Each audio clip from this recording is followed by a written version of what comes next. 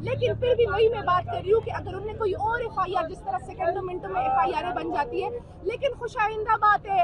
خوشی کا ماحول ہے، ہم یقین رکھتے ہیں اور ہم امید رکھتے ہیں کہ انصاف کا بول بالا ہوگا اور بہت جلد خان صاحب واپس زمان پارک میں ہوں گے اور ان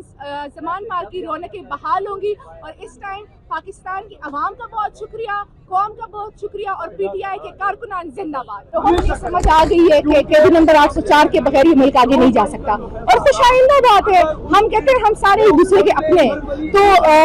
جتنی جلد صلح ہو جائے اتنی جلد یہ ملک ترقی کی راہ پہ آگے چلنے لگے گا۔ تعریف پہ آخری کھول دی گئی ہے، جس طرح سپریم کورٹ نے کہا تھا خان صاحب صادق اور امین ہے، آج اسلام آباد ہائی کورٹ نے اس پہ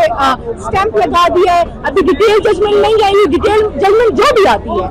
وہ کون سی بھی اس میں اسپیسز یا لوپ ہولز چھوڑے جاتے ہیں، لیکن ایک بات ہے کہ فیصلہ سسپینڈ ہو چکا ہے، توشہ خانہ پہ جتنی بھی انرجی یوٹیلائز ہوتی ہے وہ سارا اس کو پانی بہا کے لے گیا اور بہت جلد خان صاحب اٹل جیل سے رہا ہوں گے، زمان پارک کی رونقیں بحال ہوں گی۔ سائفر کے حوالے سے اس میں وہ اریسٹ نہیں کر سکتی کیونکہ سائفر کے حوالے میں ہم نے آلریڈی پٹیشن لگائی ہوئی ہے، اس پہ نمبر لگ چکا ہے، تو جس چیز پہ نمبر لگ جائے تو اس پہ اریسٹ نہیں کر سکتے۔ کوئی اور کیس پہ گرفتاری ہو سکتی ہے؟ ہمیں اس کے لیے بھی پلی لی ہے، ہمیں اعتبار نہیں ہے کہ کیا پتہ ایک ان نون میں کر لیا جائے، لیکن ان نون کے لیے بھی ہم نے پلی لی ہے۔ امید ہے انصاف ہوگا، انصاف کا بول بالا ہوگا اور بہت جلد خان صاحب واپس زمان پارک میں ہوں گے۔ یہ اس ملک کے عوام کی طاقت ہے کہ انصاف انشور ہوا ہے اور